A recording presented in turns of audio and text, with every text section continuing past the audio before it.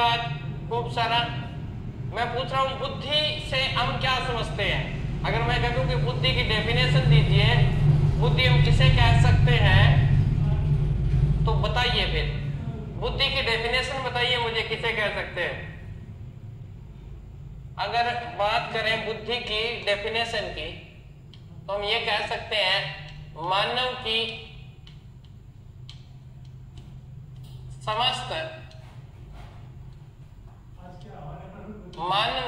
समस्त मानसिक प्रक्रियाएं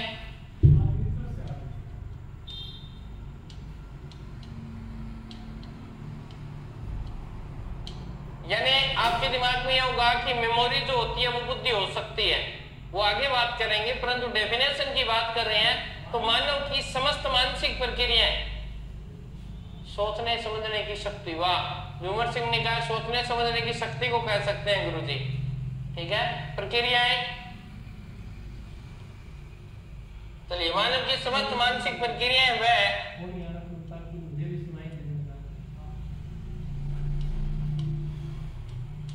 योग्यताओं, मानव की समस्त मानसिक प्रक्रिया व योग्यताओं के योग को बुद्धि कहते हैं।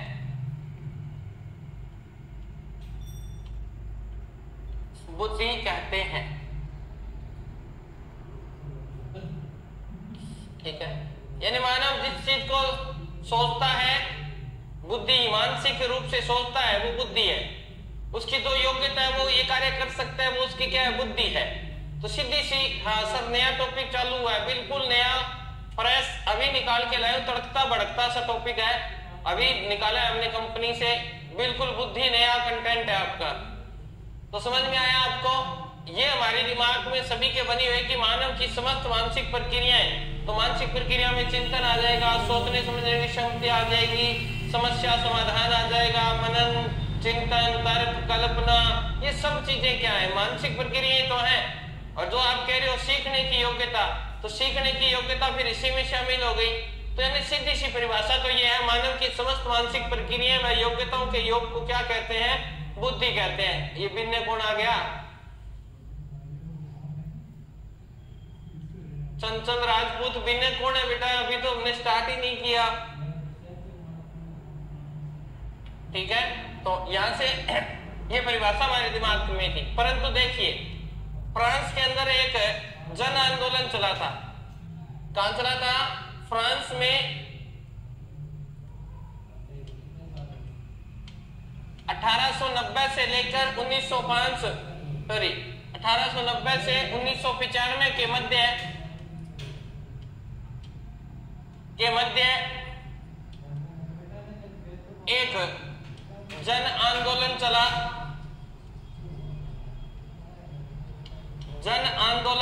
जिसमें बुद्धि के आंदोलन चला, जिसमें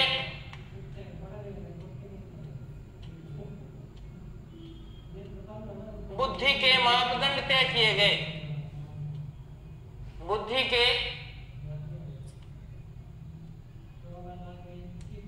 के मापन के मापदंड निर्धारित किए गए,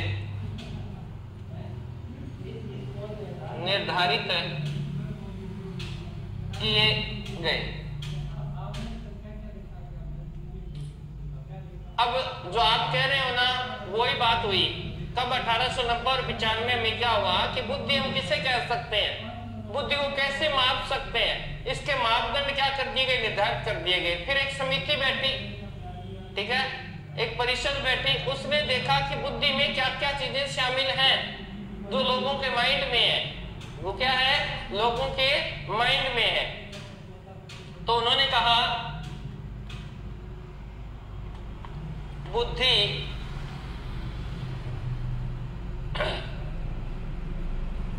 बुद्धि से व्यक्ति की तत्परता, यानी किसी कार्य को करने के लिए वो कितनी जल्दी एक्टिव होता है, वो तत्परता, ठीक है। तो ये बुद्धि के अंदर इन्होंने बताए हैं, मैंने नहीं बताए, ये इन्होंने बताए हैं, ठीक है ना।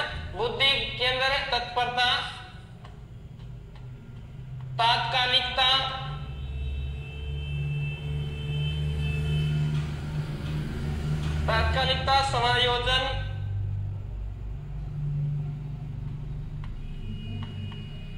समायोजन, तथा समस्या समाधान।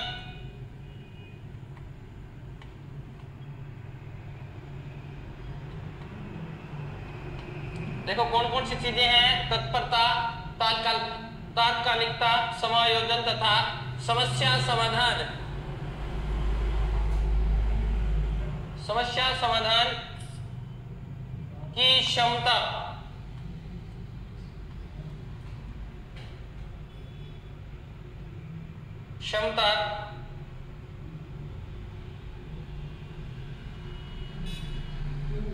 क्षमता को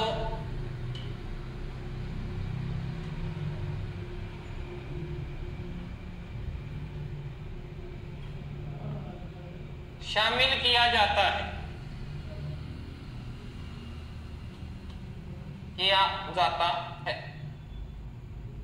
यानी बुद्धि के अंदर क्या क्या चीजें हैं, तत्परता, तात्कालिकता, समायोजन और समस्या समाधान की क्षमता को क्या किया जाता है।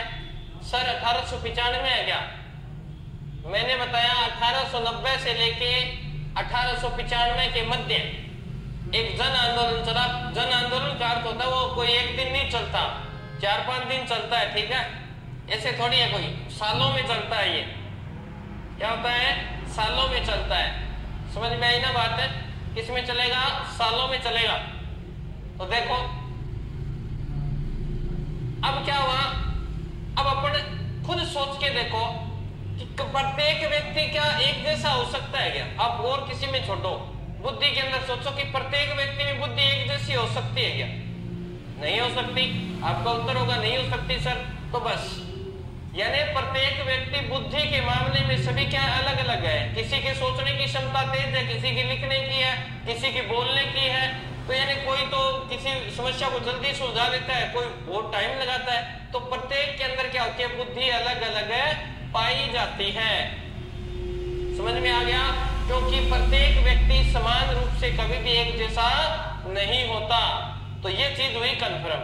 अब किसने क्या कहा है वो देख लेते हैं। किसने क्या कहा है, ये उतार लिया होगा सभी ने।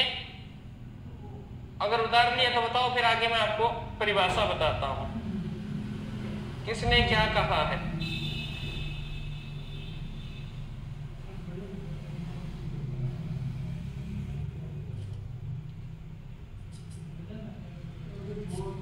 ठीक है,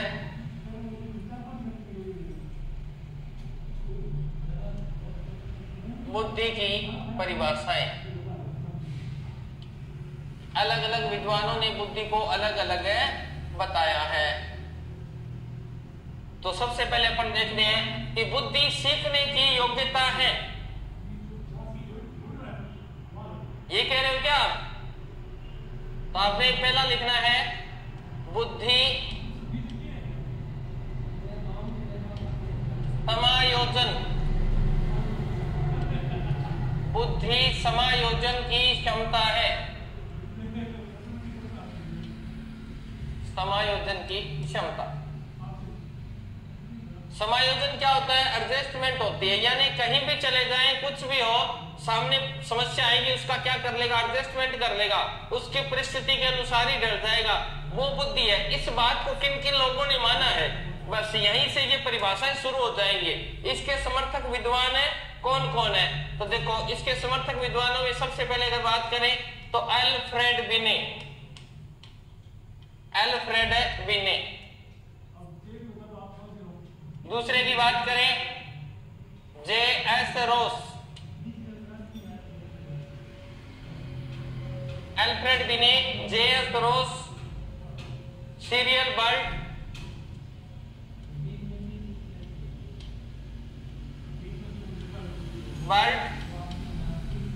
और स्टर्नबर्ग।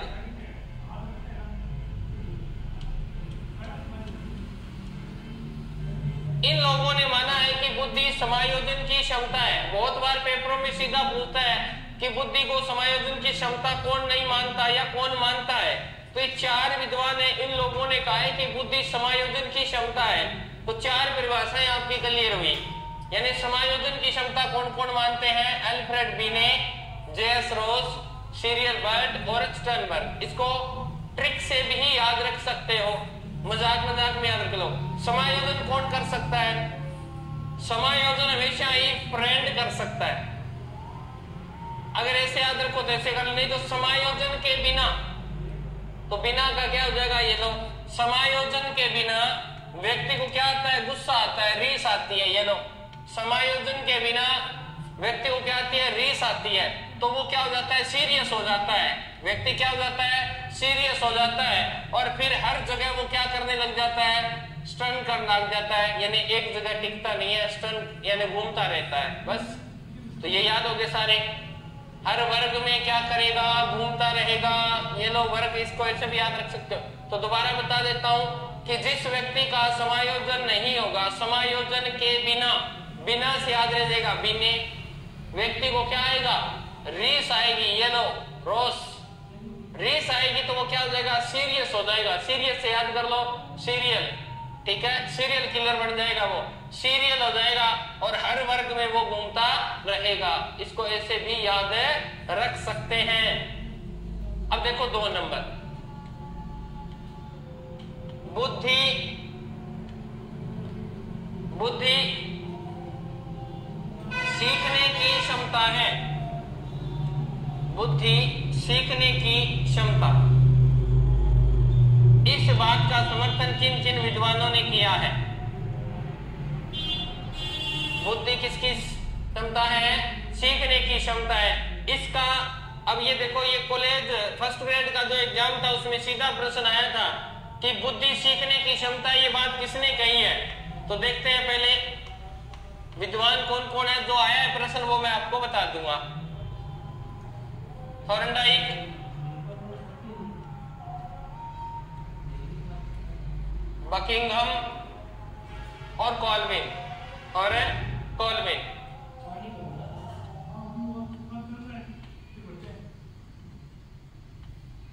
इन लोगों ने कहा कि बुद्धि सीखने की योग्यता है। यानी बुद्धि जब होगी तो वो कोई ना कोई कार्य हमें सिखाएगी।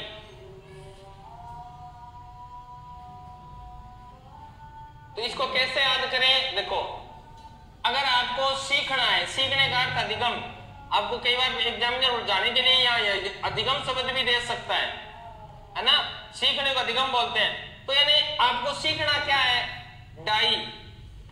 क्या सीखना? आपको ट्रिक करवा रहा हूं आपको। सीखनी क्या है? डाई करनी सीखनी है। और वो भी कैसे सीखनी है? कंघे से। ये देखो कंघा, इसमें कंघी शब्द आ रहा है ना? कैसे करेंगे डाई? कंघी से डाई करनी है और बिल्कुल काले काले बाल हो जाएंगे, आप A1 बन जाओगे। ये लो, काले काले बाल हो जाएंगे। बस डाई करनी सीखनी है किससे? कंघी से। और फिर आपके बाल कैसे हो जाएंगे? काले काले, 1 नंबर बन जाओगे आप। ये ट्रिक से भी याद रख सकते हो। नंबर 3, बुद्धि अमूर्त चिंतन। अमूर्त चिंतन। अब अमूर्त चिंतन क्या होता है? जो दिखाई नहीं देता, जो दिखाई नहीं देता। जैसे ये पेन है, आपको पेन दिखाया, ये मूर्त है। ये काम कैसे करता है? ये कैसे स्याही फेंकता है? ये अमूर्त चीज है। इसके बहुत सारे लाभ हैं। आपके तो लिखने का काम आएगा नहीं, लिखने का तो सबको पता है। इसकी अलग सोच, ये देश का निर्माता है। ये आपकी अमूर्त सोच है।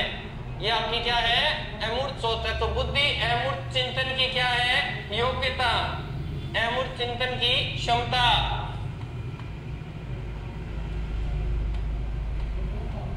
इस बात का समर्थन किस किसने किया है? बताते हैं आपको। देखो, बुद्धि अमूर्त चिंतन की क्षमता है, इस बात को किस किसने कहा है? तो देखो, इसमें सारे मेन ही मेन आएंगे। एक आएगा फ्रीमैन, एक आएगा टर्मन, ठीक है ना? फ्रीमैन, टर्मन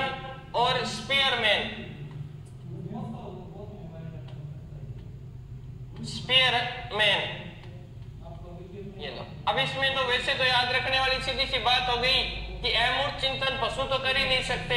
ये एकमात्र ऐसी चीज है जो मनुष्य में पाई जाती है। मनुष्य को मैन कहते हैं। जो मैन में से याद कर लो, एक मैन ये रहा, मन है, मन मन 3 बार मन आया है। मन से तो अमूर्त चिंतन होता है। तो इसको ऐसे भी याद रख सकते हो, इसको ऐसे भी याद रख सकते हैं कि अमूर्त चिंतन करने की योग्यता सिर्फ जानवरों में नहीं पाई जाती, सिर्फ मन में पाई जाती है। यानी मन किसके पास होता है? मन के पास। और 3 मन है हमारे पास। एक तो फ्री मन से सोचना है, एक टर्न नहीं करना है, और एक हमने जोड़ा बनाना है, पियर मैन। पियर मीन्स होता है जोड़ा। तो ऐसे भी याद रख सकते हो, 3 बार मन आएगा इसमें। तो 3 मन है, ऐसे याद कर दीजिए। हुआ याद है? नेक्स्ट है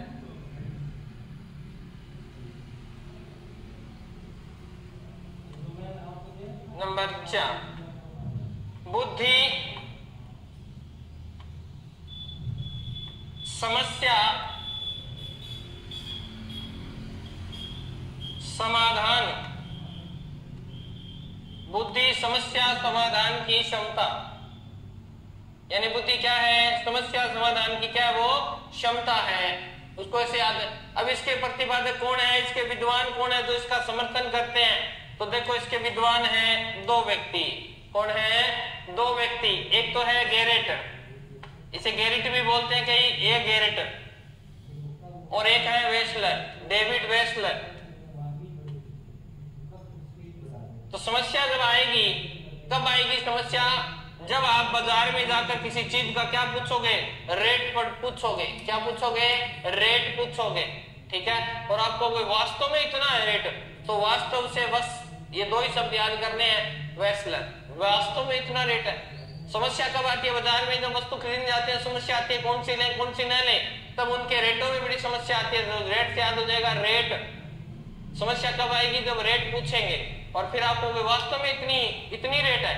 तो ये आपके मैंने परिभाषाएं करवा दी। कितनी करवा दी आपको? 1 2 3 4 5 6 7 8 9 10 11 12 परिभाषाएं करवा दी है बुद्धि की आपको। उतार दिया क्या सभी ने?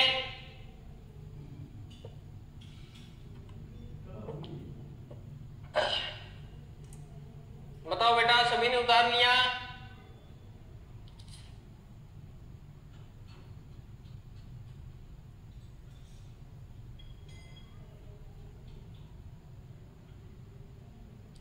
अगर उतार लिया है तो वो 1-2 परिभाषाएं और है, महत्वपूर्ण, वो करवा देता हूं। ये उतार लिया सभी ने? ठीक है। नेक्स्ट है, जो भी आपके पास नंबर है, कोई भी नंबर हो आपके पास, अल्फ्रेड बिने क्या कहते हैं? अल्फ्रेड बिने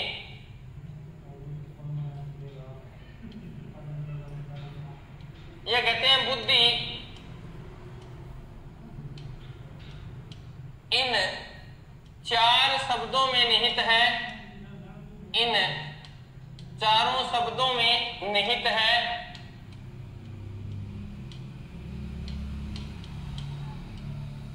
निहित है। अब 4 शब्द कौन कौन से हैं?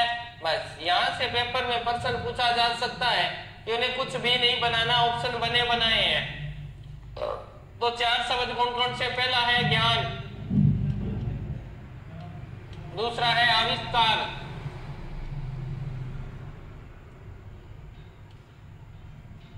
तीसरा निर्देश। करना क्या है? कुछ नहीं करना है, सीधा प्रश्न बनता है ना। देखो, अल्फ्रेड बिने ने बुद्धि में किस तत्व को शामिल नहीं किया है? बस। तो तत्व के दूं, शब्द के दूं, बात तो एक है। तो कौन कौन से? देखो, ज्ञान, आविष्कार, निर्देश और आलोचना। क्या हो जाएगा? आलोचना, चौथा शब्द। अब कैसे है वो मैं आपको बता देता हूं, कैसे है इन 4 शब्दों में आलोचना। देखो, ज्ञान का अर्थ है स्मृति, मेमोरी। आपने वस्तु का ज्ञान है तो आपको बुद्धि है। ज्ञान है तो ही आप वस्तु में तुलना कर सकते हैं ना। आविष्कार कब कर सकते हैं? जब आपके पास बुद्धि है। ऐसे तो नुकसान हो सकता है। अगर बुद्धि है तो आप आविष्कार कर सकते हैं, अन्यथा नई चीज की खोज आप नहीं कर सकते। निर्देश, किसी को समझा कब सकते हो? जब आपके पास ज्ञान है, बुद्धि है, तभी तो समझा सकते हो। फिर आलोचना, किसी में कमी कब निकालोगे?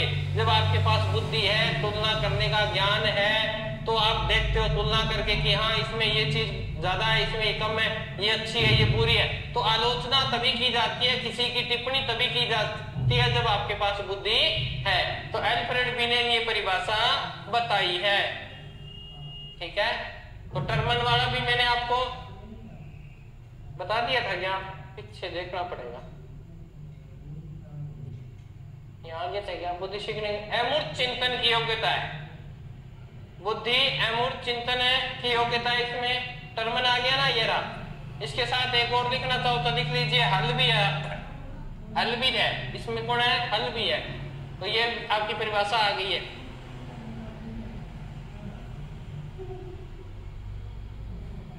दीपिका बेटा आपकी रुक रही है, तो आपके पास नेट नहीं होगा ना, तो रुक रही होगी।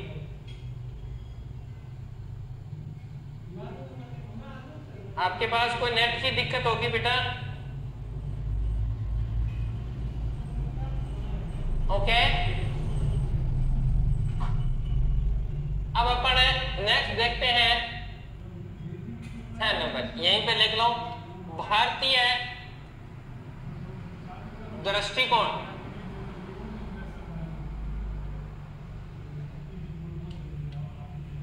यानी भारतीय जो दृष्टिकोण है,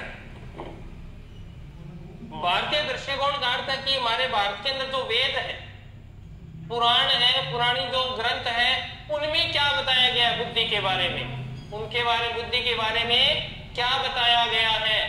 तो देखते हैं भारतीय दृष्टिकोण के अनुसार क्या बताया गया है। तो भारतीय दृष्टिकोण के अनुसार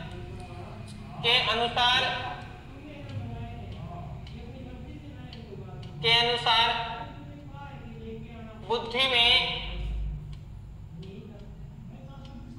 4 क्षमताएं पाई जाती हैं, 4 क्षमताएं पाई जाती हैं। भारतीय दृष्टिकोण ये कहता है कि बुद्धि में 4 चीजें शामिल हैं, 4 क्षमताएं होती हैं। कौन कौन सी है देखते हैं भाई। नंबर 1 ये लो, कि हम उसे बुद्धि कह सकते हैं, किसे कह सकते हैं? जिसे कह सकते हैं जिसमें संज्ञान हो, तो संज्ञानात्मक क्षमता, संज्ञानात्मक क्षमता। यानी बुद्धि किसे कह सकते हैं? जिसमें वस्तु का क्या हो? संज्ञान हो, जानने की। संज्ञान का अर्थ होता है जानने की इच्छा और जानने की क्रिया, कि हम किस प्रकार समझते हैं, किस प्रकार वस्तु को जानते हैं। हमने सीधा समझा ये पेन है, लिखने का काम आता है, ये जानने की आपकी क्या इच्छा थी, ये क्या है? पेन है। परंतु पूर्ण रूप से अगर इस प्रक्रिया से समझोगे तो वो क्या कहलाएगा? संज्ञान कहलाएगा। ज्ञान और संज्ञान दोनों शब्द अलग अलग है। ज्ञान का अर्थ होता है जानना, संज्ञान का अर्थ होता है जानने की क्रिया, कि किस प्रकार होती है, क्या होता है, क्या क्या काम आ सकता है, उसे बोलते हैं संज्ञान। ओके, तो इसमें क्या क्या चीजें होंगी? अगर आपको संज्ञान क्षमता आपके अंदर है तो वो बुद्धि कहलाएगी। किसने बताया? भारतीय दृष्टिकोण ने बताया है। जैसे अगर ये आपके पास है तो आप क्या क्या काम कर सकते हो? समस्या समाधान। कोई भी समस्या है कि आपका उसका क्या कर दोगे? समस्या समाधान कर दोगे जी। ठीक है जी। कोई भी कार्य है उसे कैसे करोगे? सोच समझकर, सोच समझकर किसी भी कार्य को करोगे तो सोच समझकर करोगे। और विभेदन क्षमता, आप विभेद करने की क्षमता तभी रख सकते हैं जब आपको संज्ञान है। विभेदन क्षमता आदि, ठीक है, शामिल है।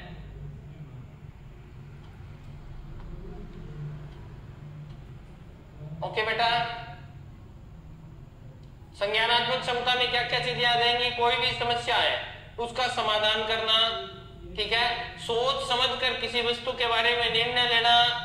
और क्या हो सकता है गुरुजी? किसी में तुलना करनी, ये अच्छी है, ये बुरी है, वो क्या होता है? विभेदात्मक होती है। क्लास के अंदर जाओगे, सभी बच्चे एक जैसे नहीं होंगे, आपको देखना पड़ेगा, आपको आपका माइंड यूज करना पड़ेगा, बुद्धि यूज करनी पड़ेगी कि ये बालक ठीक ठीक है, ये प्रतिभाशाली है, इसको अलग करते हैं, इसको अलग रख देंगे, ये सामान्य बालक है, ये मंद बुद्धि है, ये पिछड़ा हुआ बालक है। तो ये आपके अध्यापक की बुद्धि से ही निर्धारित होगा। तो ये चीजें आपको संज्ञानात्मक क्षेत्र के अंतर्गत आएंगी। तो पहली तो बताई भारतीय दृष्टिकोण के अनुसार पहला तत्व तो इन्होंने ये बताया है। दूसरा संज्ञान हो गया, संज्ञान एक होने से तो कुछ नहीं होता। फिर दूसरे की बात करें तो दूसरा आपका हो जाएगा सामाजिक क्षमता। सामाजिक क्षमता, तो सामाजिक क्षमता का अर्थ क्या हो गया कि आपको या तो समाज ने जो कायदे कानून बना रखे हैं उनको समझना है, या अगर उनको नहीं समझना है तो उनके नियमों के अनुसार आपको आचरण करना पड़ेगा। अगर आप उनके नियमों के अनुसार आचरण कर रहे हैं तो आपके अंदर बुद्धि है। अगर आप उन नियमों से हटकर उनसे तर्क वितर्क करें तो भी आप में बुद्धि मानी जाएगी। तो सामाजिक जो क्षमता होती है वो भी बुद्धि के अंतर्गत शामिल है की गई है। तो इसमें हमने लिखना है, इसमें लिखो आप, समाज के नियमों का पालन करना,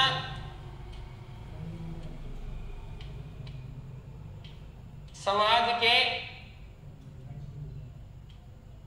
नियमों का पालन करना, समाज के नियमों का पालन करना, और कोमा लगा लेना वहां पे, समाज के नियमों का सम्मान करना, नियमों का सम्मान करना, रिस्पेक्ट करनी। कोई भी चीज है, धर्म की है, किसी भी है, समाज में वो अच्छी है तो उसका आपको आदर सत्कार करना, तो आप में बुद्धि मानी जाएगी। कौन कहता है? भारतीय दृष्टिकोण है कहता है। और क्या रहेगा? समाज के नियमों का पालन करना, समाज के नियमों का सम्मान करना, सामाजिक परामर्श, सामाजिक परामर्श आदि। परामर्श का अर्थ होता है किसी को सलाह देना और किसी से सलाह लेना, क्या अच्छा है समाज में, क्या रहना चाहिए, क्या नहीं रहना चाहिए, इस चीज की क्या दी जाए, सलाह दी जाए, और वो उसका रीजन दे कि ये समाज के लिए अच्छी बात है, ये समाज के लिए बुरी बात है। अगर समाज में ये हटाएंगे तो समाज पर ये प्रभाव पड़ेगा, समाज में अच्छी नैतिकता आएगी, अगर ये इंक्लूड करेंगे तो समाज में बुराइयां हैं, ये दूर नहीं होंगी। इस प्रकार की बातें आपकी बुद्धि के अंतर्गत मानी जाती हैं। नंबर 3, सामयिक क्षमता। सामयिक क्षमता, संवेग जो होते हैं ना आदमी के, वो भी बुद्धि के अंतर्गत ही शामिल है किए जाते हैं। और जैसे जैसे आप मैच्योर होते जाएंगे, अर्थात परिपक्वता की ओर बढ़ते जाएंगे, तो आपके अंदर ऑटोमेटिक ही संवेग बदलते जाएंगे। एक जैसे आप पहले थे, पहले आप जैसे 10th क्लास में थे तब आप रोते थे, आपके रोने का स्टाइल अलग था, कोई वस्तु को आप मांगते थे, छीन लेते थे। क्या आज वही संवेग है? आपकी आयु में फर्क आया, मैच्योरिटी आई है, परिपक्वता आई है, तो आपके संवेगों में भी क्या हो गया? परिवर्तन हो गया। और वो संवेग क्या कहते हैं कि आपको इस तरह अगर आप व्यवहार करते तो घरवाले कहते क्या तू बच्चा थोड़ी है, तू बच्चा थोड़ी, अर्थात बुद्धि समझदार हो गया, अर्थात तेरे में बुद्धि का विकास हो गया। तो ध्यान रखना, इसमें आपने लिखना है सामयिक क्षमता में परिपक्वता, परिपक्वता यानी मैच्योरिटी, आत्म मूल्यांकन, या बच्चा खुद अपना मूल्यांकन करता है कि मेरे में क्या कमी है, क्या कमी नहीं है, आत्म मूल्यांकन, ठीक है, आत्म मूल्यांकन, शिष्टता,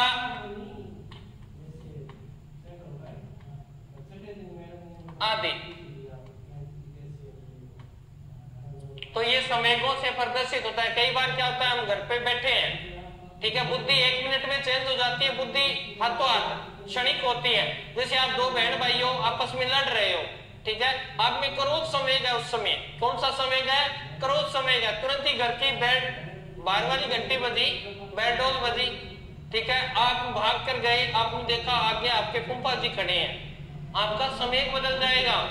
आपका क्रोध का जो समय था अभी, वो आपका किस में हुआ? नमस्कार फूफा जी, मुस्कुरा कर कहते हो, यानी प्रेम में बदल गया।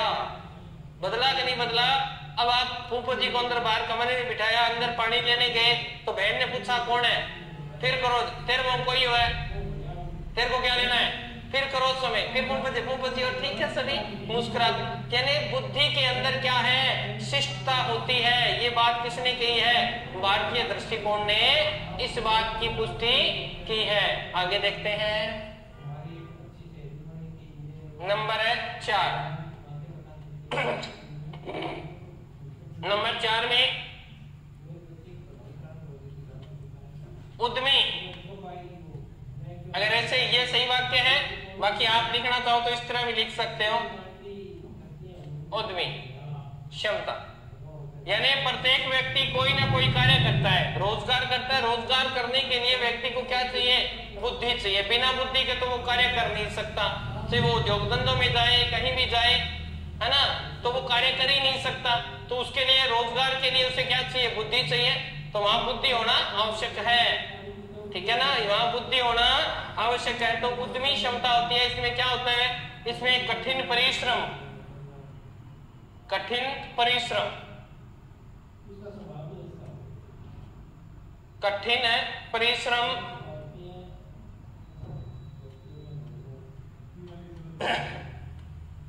धैर्य, कठिन परिश्रम, धैर्य, यानी जो व्यक्ति बड़े बड़े कारखानों में या कहीं भी नौकरी करता है, उसमें धैर्य होना बहुत जरूरी है और मेहनती होना वो बहुत जरूरी है। तो अगर आप भी मेहनत करते हैं तो आपको सफलता मिलती है। सभी लोग कहते हैं मेहनत का फल मीठा होता है। क्यों कहते हैं? क्योंकि जब बुद्धि धीरे धीरे आप गलतियों से सीखते जाएंगे और एक दिन आप परिपक्व हो जाएंगे, आप पूरे कन्फर्म हो जाएंगे कि आप अब कोई गलती नहीं करेंगे, क्योंकि इंसान गलतियों का पुतला है और वो गलतियों से ही सीखता है। तो ध्यान रखना, कठिन परिश्रम, धैर्य, लक्ष्य निर्धारित व्यवहार, लक्ष्य निर्धारित व्यवहार, ये किसके अंतर्गत आएंगे? ये सारे उद्यमी क्षमता के अंतर्गत आएंगे, काम धंधों के प्रति। तो इन 4 शब्दों को भारतीय दृष्टिकोण ने महत्वता दी है। उतार लिए होंगे सभी ने, बताइए बताइए बेटा, सभी ने उतार लिए क्या?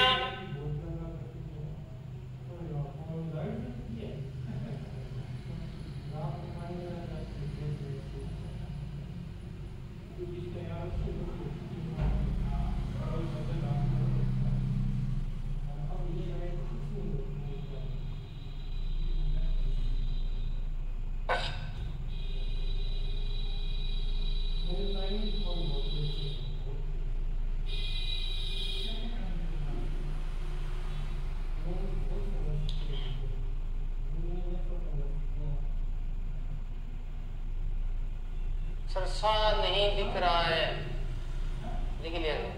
पवन है, सा क्या होता है? साफ नहीं दिख रहा है, ये तो हो सकता है। तो ये तो आपके नेट में प्रॉब्लम है बेटा, यहाँ से तो साफ दिख रहा है। आप क्वालिटी बढ़ा लीजिए, आपको सही दिखने लग जाएगा। ये आपने बुद्धि की परिभाषाएं पढ़ ली। अब हम पढ़ेंगे बुद्धि की विशेषताएं। क्या हेडिंग लगानी है आपने? बुद्धि की विशेषताएं।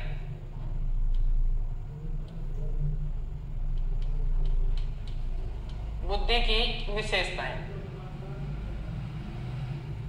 तो सबसे पहले बुद्धि की विशेषता हो गई, इंपॉर्टेंट करना है इसको। पहली, बुद्धि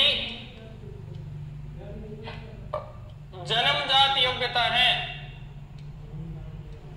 बुद्धि जन्मजात योग्यता है। अब ये बताओ, बुद्धि बाद में आती होगी, परंतु जन्म लेते हैं तब बुद्धि तो होती है, काम बाद में करना शुरू करती है। ये एक रोस नाम के विद्वान थे, उन्होंने बताया था कि बुद्धि जन्मजात योग्यता है, परंतु जैसे ही वातावरण के संपर्क में आएगी, परिस्थितियों के अनुसार अपना ज्ञान अर्जित करती चली जाएगी। तो लिखना है बुद्धि जन्मजात योग्यता है और वंशानुक्रम से प्राप्त होती है। वंशानुक्रम से प्राप्त होती है। ये मैंने नहीं कहा है, आपको उल्टा लग रहा होगा। ये कहने वाले एक विद्वान है रोस, इसने कहा, ये रोस ने कहा है। तो इंपॉर्टेंट परिभाषा है, याद करनी है। वैसे अगर देखें तो बुद्धि तो अर्जित ही होती है कि जैसे बालक होता है वो वातावरण में आता है तो नई नई चीजें सीखता है, मां को देखकर बोलना सीखता है। परंतु ये इन्होंने कहा है कि बुद्धि जन्मजात होती है। बुद्धि जन्मजात योग्यता है जो वंशानुक्रम से प्राप्त होती है। जैसे माता पिता होते हैं वैसे ही संतान प्रतिभाशाली होती है। जैसे माता पिता की संतानें हैं, जैसे माता पिता तेज बुद्धि के तो कहता है बच्चा भी तेज बुद्धि का होगा। ये बात किसने कही है? रोस ने कही है, इसीलिए आपको लिखवा दी है। इंपॉर्टेंट कर लीजिएगा, पूछ सकता है। नंबर 2, बुद्धि एक विकासशील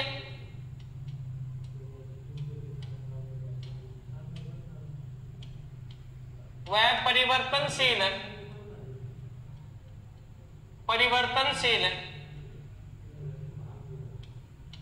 योग्यता है। बिल्कुल सही बात है। बुद्धि एक जैसी कभी नहीं रहती, बुद्धि बदलती रहती है ना। समय के अनुसार बुद्धि बदलती रहती है, तो कोई दिक्कत नहीं है यहां से। फिर नंबर 3, बुद्धि अमूर्त चिंतन करने की, अमूर्त चिंतन करने की शक्ति प्रदान करती है। बिल्कुल करती है भाई, शक्ति प्रदान करती है। यानी आप किसी वस्तु के बारे में नहीं जानते फिर भी कोशिश करते हो ना कि ये क्या हो सकता है। ओके। नंबर 4, बुद्धि एक इकाई न होकर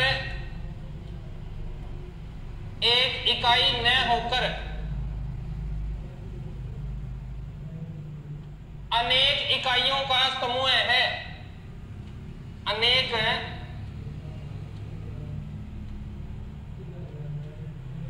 इकाइयों का समूह है। यानी बुद्धि एक इकाई नहीं हो सकती, बुद्धि में बहुत सारी इकाइयां होती है। ठीक है, कैसे?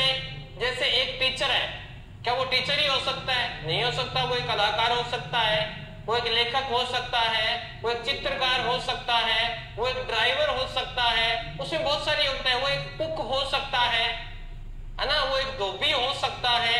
तो उसमें बहुत सारी योग्यता होती है। तो बुद्धि कोई एक स्पेशलाइज नहीं है। हमारे दिमाग में क्या होता है कि साइको वाले गुरुजी साइको के ही है, बस इन्हें और कुछ नहीं आता। भाई बहुत आता है ना। इंग्लिश वाले टीचर इंग्लिश के ही है। नहीं भाई, उन्हें भी बहुत आता है, क्योंकि बुद्धि एक इकाई नहीं है, बुद्धि बहुत सारी इकाइयों का समूह है। जिस परिस्थिति में हमें जिस चीज का यूज करना होता है उसे हम अपने आप ही क्या कर लेते हैं? स्वीकार कर लेते हैं। बुद्धि उसी के अनुसार क्या करती है? काम करती है। ओके। बुद्धि पर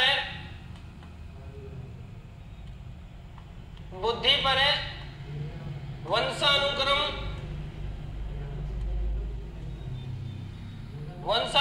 व वातावरण का प्रभाव पड़ता है। वातावरण का प्रभाव पड़ता है।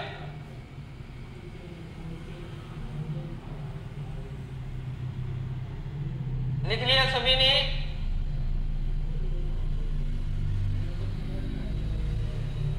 नेक्स्ट लिखना है, वातावरण का प्रभाव तो पड़ेगा। जैसे वातावरण में रहेगा वैसा ही तो हो जाएगा व्यक्ति।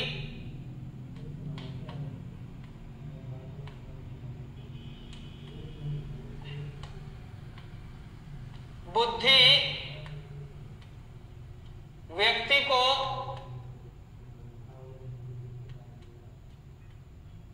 अपने पूर्व अनुभवों से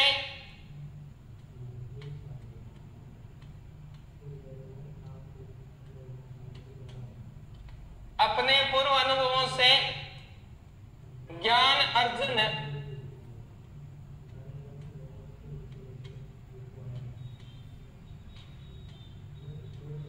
करने की, ज्ञान अर्जन करने की,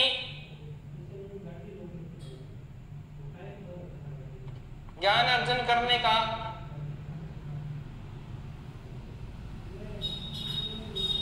क्या लाइन होगी, गलत होगी, अर्जन करने की, सॉरी की आएगा, क्षमता देती है, क्षमता देती है।